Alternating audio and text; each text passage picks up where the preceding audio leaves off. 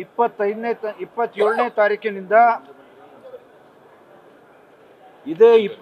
ತಾರೀಕಿನಿಂದ ಗಣೇಶೋತ್ಸವದ ಪ್ರಾರಂಭದ ದಿನ.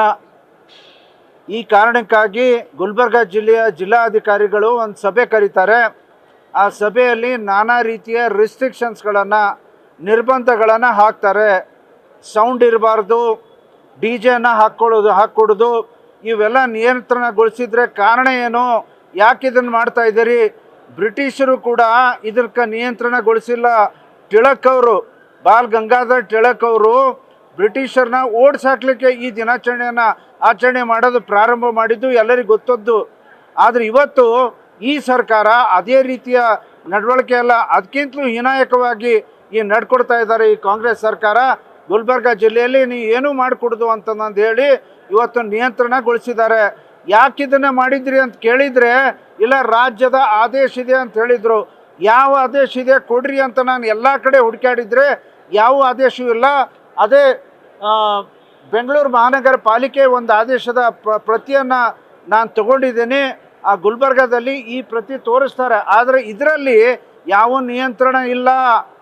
ಬೆಂಗಳೂರಲ್ಲಿ ನೀವು ಮಾಡಲಿಕ್ಕೆ ತಯಾರಿಲ್ಲ, ನಿಯಂತ್ರಣಗೊಳಿಸ್ಲಿಕ್ಕೆ ತಯಾರಿಲ್ಲ ಅಂದರೆ ಗುಲ್ಬರ್ಗದಲ್ಲಿ ಯಾಕೆ, ಹುಬ್ಬಳ್ಳಿಯಲ್ಲಿ ಯಾಕೆ?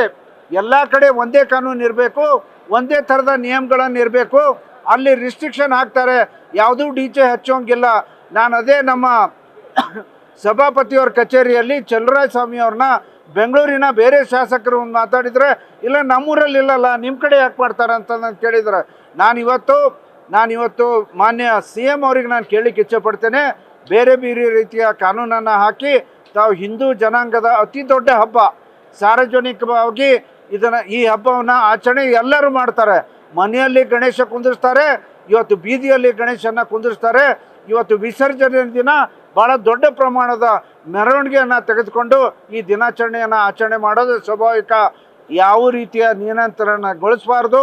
ಏನಾರೇ ತಾವು ಮಾಡಿದ್ರೆ ಅಂತಂದರೆ ನಾವು ಹೋರಾಟ ಮಾಡಬೇಕಾಗುತ್ತೆ. ಇಡೀ ರಾಜ್ಯದಲ್ಲಿ ಒಂದೇ ಕಾನೂನನ್ನು ತರಬೇಕು, ನಿಯಂತ್ರಣಗೊಳಿಸಬೇಡ್ರಿ ಅಂತ ಈ ಸಂದರ್ಭದಲ್ಲಿ ಹೇಳಲಿಕ್ಕೆ ಇಚ್ಛಪಡ್ತೇನೆ. ನ್ಯೂಸ್ ಫಸ್ಟ್, ನಿರ್ಭೀತಿಯಿಂದ ನಿಮ್ಮ ಪರವಾಗಿ.